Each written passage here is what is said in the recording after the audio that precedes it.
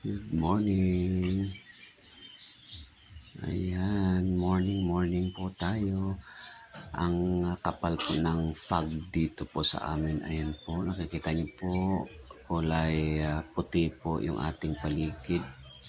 Kasi po malakas yung fog dito po sa amin. Ayan, early in the morning. Kulay ano po, white na po yung paligid dahil sa fog. Ayan na po si Haring Araw.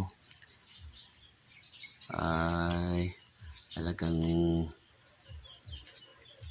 matingkad po yung kanyang lalalan,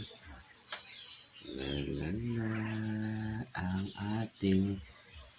ang umaga ay maganda kasi nga po maganda